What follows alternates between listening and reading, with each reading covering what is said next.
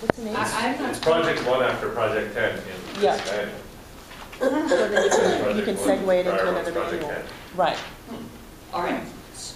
Entertaining speech. Okay. All right, because the reason I asked is she doesn't have real firm objectives written down here, so it must be a little bit uncertain out of that too, right? It's a little looser than a lot of the other ones. All right. Few things are as personal as family. For most people, it evokes emotion of one kind or another. This speech by Annette contains some family highs and lows. Her objective is to entertain the audience, and her time is 5 to 7 minutes. Let's welcome Annette.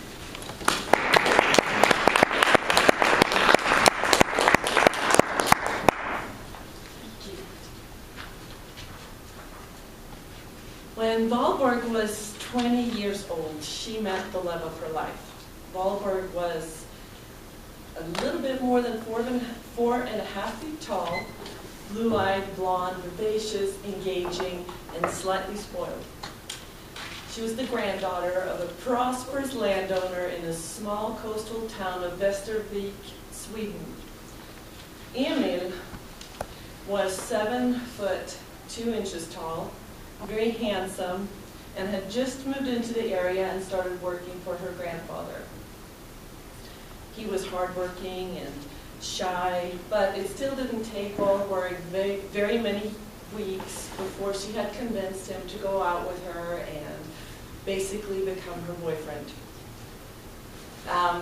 Valborg was, like I said, she was very vivacious, and she'd go into the middle of the town and climb up on the highest thing she could find, and she would stand up and she would go, "Emil! Var är du? Emil, where are you?" And about half the time he would, come after a few minutes, or somebody else that knew him would tell him to go see Valborg. And it didn't take much more than 6 months before they were engaged. Now, Emil, of course, didn't come from a very rich or the right family. And to Valborg's grandfather, who was a very formidable businessman and community leader, he just wasn't quite good enough for it, especially not for his granddaughter. And he had even his son-in-law, he had banished from his household and sent to live in another city, because even though he was from the right kind of family, he wasn't the right kind of businessman. So I think probably one of the dinner conversations Other has went something like this. "Grandfather, I'm engaged to Emil. Well, I'm also pregnant with his child." And the grandfather looked down at her and say, "You stupid, stupid girl. You don't even know what's best for you. And now not only are you engaged to Emil, who's not right for you, but you're having his bastard child. You may see him for a couple of minutes to break up with him, but whatever you do, do not tell him that you're pregnant with his child. Tomorrow I'm calling your cousin the priest, and I'm having him take you to the northern part of Sweden, where he'll watch and make sure that you stay in this little tiny apartment the whole duration of your pregnancy, after which, just so that you won't disgrace yourself or your family any more than you already have." Sure enough, she stayed there for the duration of her pregnancy in this tiny little town, tiny apartment, and never went out. Meanwhile, her grandfather found an older couple in a city nearby who were more than happy to take on an infant for the right sum of money. And as they brought her up, they treated her more like a farmhand, really, than a daughter. My mom, who was the baby when she was born, my grandmother was not really allowed to hold her, and they whisked her away. She always knew that she was adopted, and when she was 13 years old, she met her mother Valborg for the first time and the only time, since Valborg did not live very long after this. She never knew who her father was.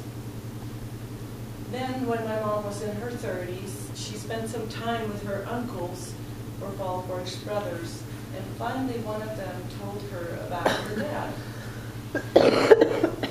Well, she decided to do some digging. She found out that her dad had gotten married again, had a couple of more daughters, and she didn't really want to disturb them, and she wasn't sure if she wanted to make contact.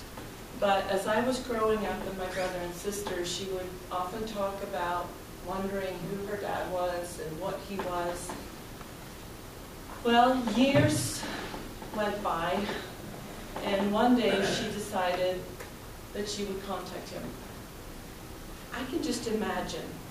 On the other end of the telephone line is this 94-year-old man. And my mom calls him up and says, "Hello, my name is Maria Carlson, and I am Valborg's daughter. I was born in the spring of 1924, and I'm also your daughter."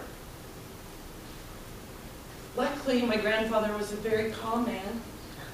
He invited her to come and visit him and his wife, and as she came and visited them, his wife said, "Come over here, I want to show you something."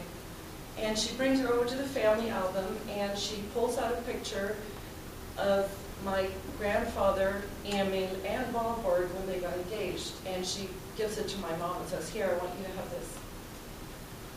I don't know if you've ever been to a family reunion or a gathering of some sort where you knew everybody well and still you felt somewhat uncomfortable or things were kind of stiff. Well, my grandfather Emil and his wife, in their 94th year, made my mom feel everything but that.